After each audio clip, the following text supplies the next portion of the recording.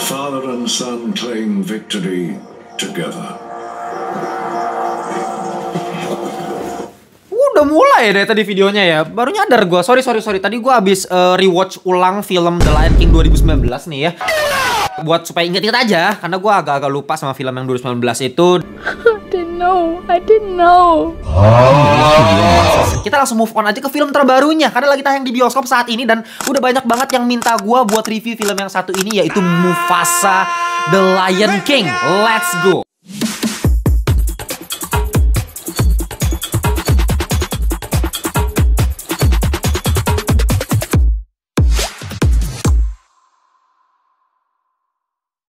Welcome back to Ngelantur Indonesia, Squid Nonton, Skip, Blow On. Jangan lupa kalian semua, bersama host kalian Timothy Vidalo, kita masuk lagi di segmen review.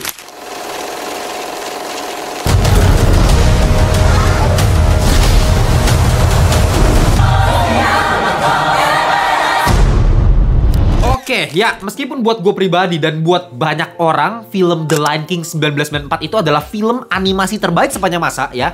Lu bisa debat di kolom komentar kalau kalian nggak setuju. Bang, gue sama sekali nggak setuju bang pendapat lu. Menurut gue lebih bagus Spider-Man Across the Spider-Verse atau Spider-Man Into the Spider-Verse. Bodo amat, terserah lu. Ya buat gue pribadi sih, Lion King 1994, film animasi terbaik sepanjang masa. I killed Mufasa. Tapi jujur aja, kalau misalnya kita ngomongin Lion King, menurut gua bagusnya itu sebagai satu cerita aja. Satu story based on one movie. Bukan bagus sebagai IP, intellectual property. Jadi beda kayak misalnya Mickey Mouse ya. Mickey Mouse itu IP tersuksesnya Disney menurut gua. Udah dijadiin maskotnya Disney lah. Udah banyak sekali TV seriesnya di Disney Junior, Disney Channel lah, Disney apa. Semuanya muncul gitu. Merchandise semuanya isi Mickey Mouse semua. Buat anak-anak produk-produk Mickey Mouse semua. Itu IP, sukses di IP. Atau misalnya Pixar deh. Pixar kan under Disney ya. Nah, Pixar itu film-filmnya menurut gua kayak Toy Story, Cars, menurut gue itu based on IP semua. Jadi mau di milking seberapa banyak pun kayak Toy Story, menurut gue memang ya film keempat gue akuin filmnya sampah. Tapi at least banyak yang suka. Jadi tetap sukses gitu loh. Di bioskop akan tetap selalu sukses. Kayak Cars juga, mau film keduanya menurut gue salah satu film Pixar terjelek sepanjang masa menurut gue pribadi, tapi banyak yang suka, bodo amat gitu. Based on IP, jadi memang ya sukses aja. Tapi kalau Lion King menurut gue pribadi ya, lu bisa bantah gue, tapi menurut gue Lion King itu bagus cuma di satu cerita. Lagi-lagi gue nggak pakai data, gue kagak baca berita atau apa. Tapi kalau misalnya kita pakai common sense dan lu meneliti film Lion King, menurut gue ini bukan didesain untuk jangka panjang gitu. Oh nanti kita bikin series Lion Guard gitu kan yang ada di Disney Channel tuh, yang buat anak bocil-bocil gitu, series-series gitu. Kayaknya menurut gue itu nggak didesain untuk itu. Nah mungkin karena memang Lion King 1994 sukses, barulah kita mulai satu-satu. Lion King 2 nanti ada ya kan, Lion King 1,5 lah. Lu pasti kagak tahu kan.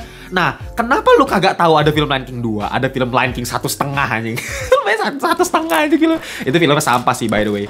Tapi lu nggak tahu kan? Kenapa nggak tahu? Karena memang bukan based on IP gitu. Ya ini bagusnya cuma satu film aja. Ya Lion King 2 tetap seru untuk ditonton, fun to watch. Tapi beda level berkali-kali, beratus-ratus lipat dibandingkan yang film pertamanya. Nah sama halnya ketika Disney mencoba untuk meremake film Lion King, dibikin jadi adaptasi live action di tahun 2019. Long live the king! Dan ketika itu ya, lagi-lagi kepecah dua ya. Ada yang mungkin untuk Gen Z, untuk ya penonton-penonton baru yang mungkin belum pernah nonton film animasi akan merasa kayak, anjing ini film keren banget gitu ya. Bener-bener realistis singanya gitu. Dan saking realistisnya, lu kayak nonton National Geographic bangsat. Anjir gue belum ganti wallpapernya, bentar. Lion King 2019 itu memang ya saking realistisnya, lu udah kayak nonton Animal Planet bangsat gitu. Kayak lu nonton singanya udah jadi lu gitu loh. Bener-bener ya udah, ekspresinya nggak ada, emosinya kagak ada. Terus lu pakai cerita yang udah jadi aja kan, lu adaptasi sama persis ceritanya gitu. Jadi apa spesialnya? Jadi gua nggak ngerti kayak kalau misalnya ada yang bilang Lion King 2019 itu bagus dari mananya? Visual effect realistis. Apakah visual effect CGI yang dibuat senyata itu bisa dibilang bagus ya? Menurut gue tergantung filmnya juga gitu. Kalau misalnya film kayak Avatar gitu misalnya, atau Pirates of the Caribbean gitu ya, film-film yang pakai CGI yang cukup masif gitu, ya menurut gue penggunaan CGI-nya tuh ya memang diperlukan untuk supaya realistis gitu. Karena esensinya untuk menjadi realistis supaya fantasi itu bisa dihidupkan di kehidupan nyata gitu. Nah, kalau Lion King 2019 menurut gue esensinya bukan di situ. Emang ini film animasi ya untuk anak-anak dan lu maksa untuk dijadiin live action. Oke lah, secara experience ini menimbulkan hal yang baru ya. Lagi-lagi kalau misalnya memang itu hiburan buat lu, nggak ada masalah. Gue juga nontonnya juga nggak yang sampai kayak pengen walk out atau sampah busuk juga nggak juga menurut gue. Bukan film yang jelek mampus juga lah film Lion King 2019. Tapi jauh banget bos sama film animasinya gitu, dan nggak perlu sama sekali buat dibuat. Nah sekarang Disney memutuskan untuk bikin prequel lah. Ya sebenarnya sequel karena memang ini ceritanya itu setelah film Lion King pertama, di mana si Rafiki alias si Babon, ya bukan Babon sih sebenarnya sih, cuman kita panggilnya Babon lah.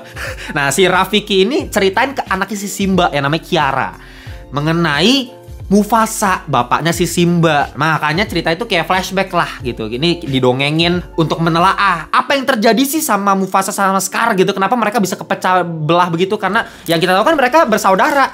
Nah, apa yang terjadi sama mereka? Nah, itu diceritakan di film ini.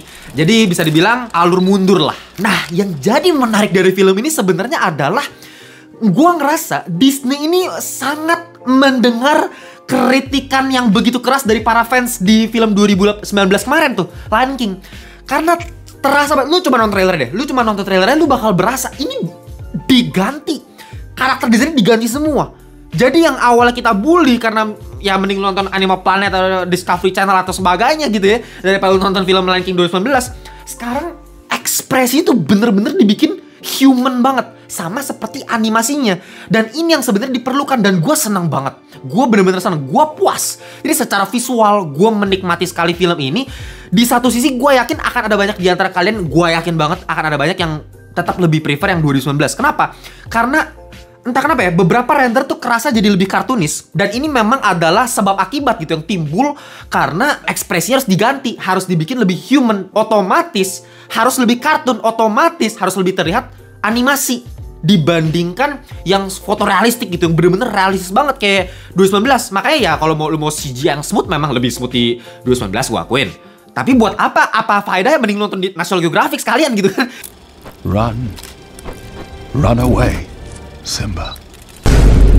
Run away and never return. Daripada nonton kayak begituan, nah mending yang kayak begini menurut gua. Ya tetap detail, tetap bagus ya, tapi ekspresi main gitu. Karena menurut gua esensi dari Lion King adalah emosi. Paling gampang, lu perhatiin deh, semuanya deh, semua itu terpengaruh gitu. Setiap scene yang bikin sedih, Mufasa mati, gua sama sekali gak nangis anjing nonton Lion King. Kenapa? Karena mukanya Simba sama sekali gak bikin nangis nih. It was a stampede. He tried to save me. Ya udah, gue coba lihat kayak Loki di peliharaan gue, persis begitu. Loki aja bisa lebih ekspresif anjing daripada film Lion King 2019 gitu. Kayak Scar itu kan bener, menurut gue ya, Scar itu is one of the greatest, bahkan menurut gue the greatest villain in Disney. Menurut gue Cruella, Evil Queen, Maleficent, ya itu kan villain-villain terbaik dari Disney ya. Tapi entah kenapa ya, buat gue pribadi, entah kenapa Scar tetap di atas mereka bertiga. Precisely.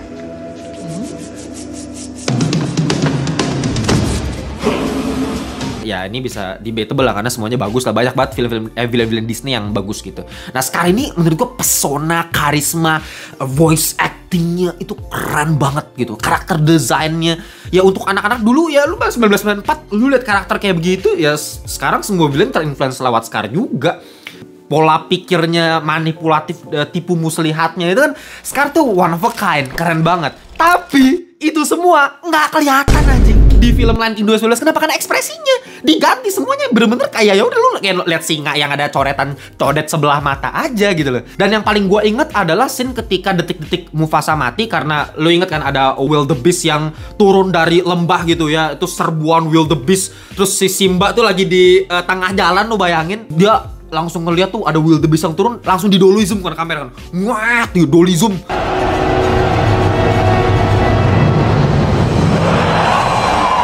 Ke mukanya ekspresi Simba, dan lu bisa lihat di animasinya color tone-nya dibikin lebih gelap, matanya lebih belok, membesar gitu ya, mulutnya agak turun sedikit, kupingnya turun.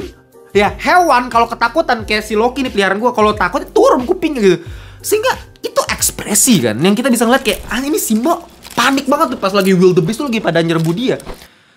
Tapi di 2019 anjing cuman kayak singa sih. Loki bisa lebih acting daripada Simba yang ada di 2019 gitu.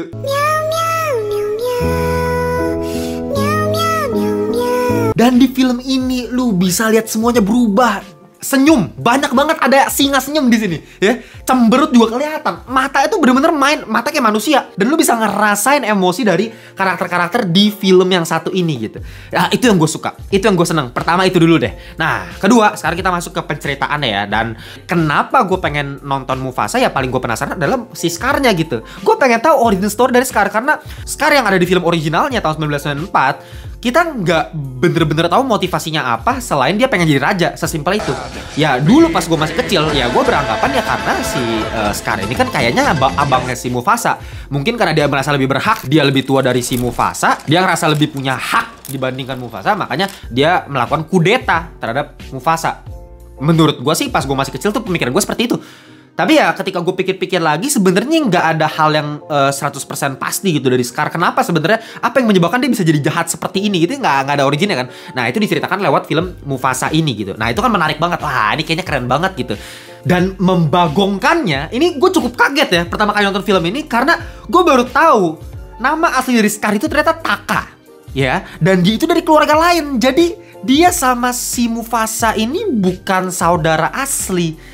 Jadi Mufasa yang diadopsi karena keluarganya Mufasa itu hilang, dia terpisah dari keluarganya, ketemu sama si Taka dan keluarganya di keluarga singa yang lain.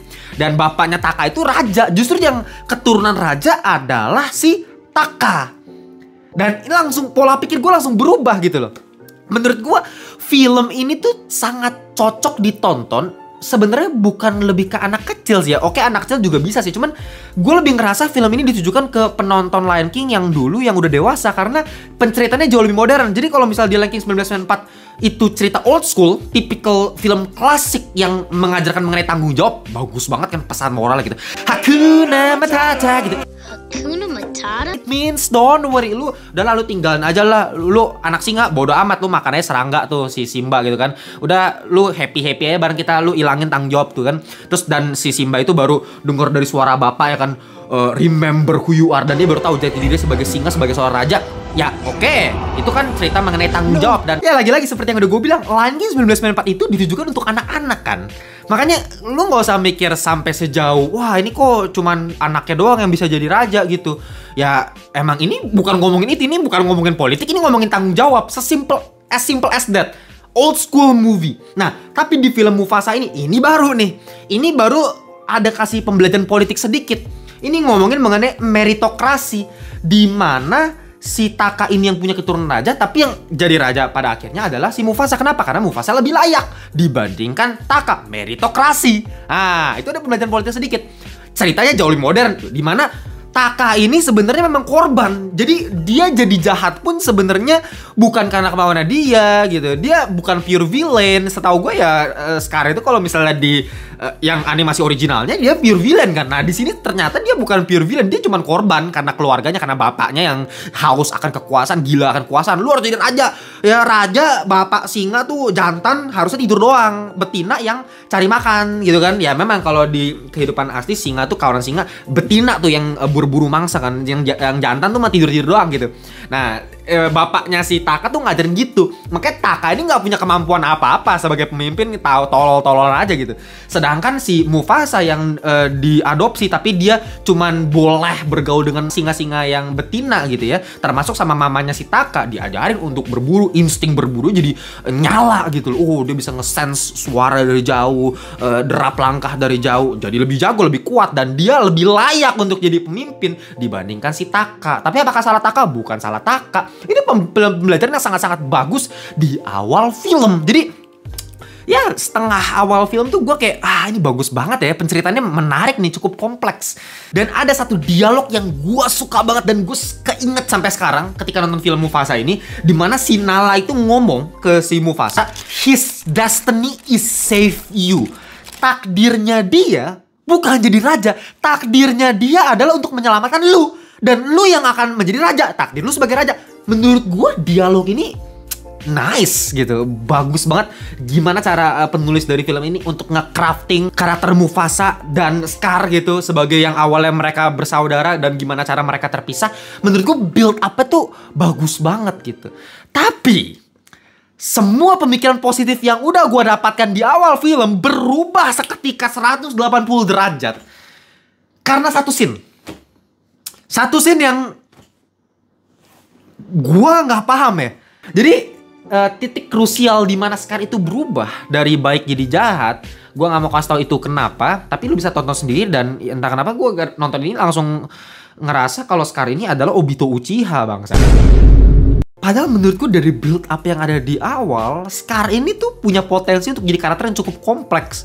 Ya, dari latar belakang keluarganya, pertemanan dengan si Mufasa, yang tiba-tiba dipatahkan begitu aja cuman gara-gara satu scene anjing. Gara-gara satu scene tiba-tiba kayak berubah, suaranya tiba-tiba berubah jadi kayak jahat anjing. Langsung serak-serak basah kayak sekarang kita tahu loh. Tadi suaranya gak begitu, kenapa tiba-tiba jadi kayak begitu? Ini kasusnya tuh mirip-mirip sama film Transformers 1 tuh yang kemarin gue bahas tuh. Filmnya bagus ya, Transformers 1 ya. Tapi kan masalah utama dari film Transformers 1 adalah ketika dia menceritakan awal pertemanan antara Optimus Prime dengan Megatron, kita pengen tahu tuh transisi Megatron dari yang awalnya temannya Optimus kenapa tiba-tiba jadi jahat gitu. Ya alasannya sih jelas tapi terlalu cepet. Nah kalau ini menurut gue udah lebih parah lagi daripada Megatron. Alasannya nggak make sense banget gitu. Gue rasa ya masalah utamanya adalah di scene-scene Timon dan Pumbaa yang sama sekali nggak perlu. Jadi yang seperti yang udah gue bilang tadi di awal, film Mufasa ini adalah flashback. Jadi si Rafik ini ceritain ke Kiara anaknya Simba mengenai Mufasa gitu, dan Timon dan Pumbaa kan ngikutin dengerin dongeng dari Rafik ya. Nah, jadi kita dapat potongan mulu tuh dari flashback, nanti potong lagi ke masa sekarang, komedi-komedi dari Timon Pumbaa menurut gue garing mampus komedinya gitu. Terus sempat-sempatnya bawa lagi Hakuna Matata dengan versi yang ya fail gitu karena ya ini bukan eranya mereka lagi. Buat apa?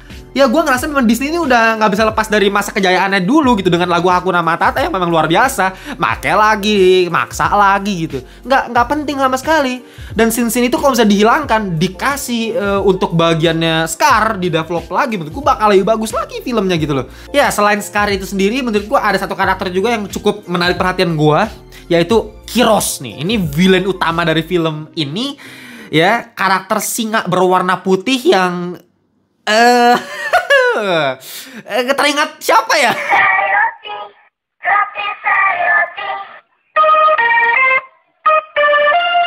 Tapi ya kalau misal dari filmnya sendiri, apakah karakter Kiros ini menarik? Sama sekali enggak. Menurut gue villain template gitu, jauh dari Scar yang dulu. Ya bahkan musik-musiknya nih, kalau kita ngomongin musik ya, ya sama sekali nggak bisa di-compare lah sama film Lion King yang original gitu. Ya kalau misal dibilang apakah musiknya jelek, nggak juga gitu, masih bisa dinikmati. Tapi kalau kita compare sama Lion King, kebanting sih. Bener-bener dibantai gitu ibaratnya secara musik. Enak tapi forgettable. Ya yang gue inget paling yang di awal-awal tuh Milele, pecel lele ya, atau apalah itu Milele di awal. Itu juga nggak catchy gitu lagunya. Yang paling enak ya, sesuatu yang paling enak menurut gue Bye Bye itu. See until you go, bye bye. Will you go, bye bye. Enak banget menurut gue musik dari si Kiros ya, itu cukup bikin gue joget-joget. Tapi itu aja sih yang enak, sisa selebihnya mediocre lah ya. Selebihnya coba kalian tulis di komentar apakah menurut kalian film ini bagus atau jelek ya. Mungkin buat orang awam akan ya seru-seru aja, tapi buat orang yang udah fans Lion King original tapi gue akan kasih final score 6,9/10 alias kurang. Ya dikit lagi jadi mediocre ya. Kalau nyampe 7 kan mediocre berarti ya. Beda 0,1 doang sebenarnya. Tapi ya belum nyampe di mediocre karena menurut gue yang paling fatal itu di Mufasa yang tadi sih. Tapi selebihnya visual, sinematografinya gila, lu pakai snorri cam gitu kan berkali-kali. Jadi reverse POV shot ya, si apa Mufasa kecil lagi lari tuh digoyang-goyang gitu. Keren banget sih menurut gua. Dolly zoom juga tetap ada, kamera puter 360 long shot. Keren sih ya. Scoringnya juga tetap mantep gitu ya. Scene opening di awal meskipun tidak bisa seluar biasa semegah Circle of Life, yaitu one of the best, bahkan the best animation opening scene of all time buat gue pribadi. Tapi tetap ada di level yang langsung bisa bikin wah mantap sekali ini Lion King gitu. Ya sisanya kita debatin di komentar. Kita jumpa di video berikutnya. Bye bye semuanya.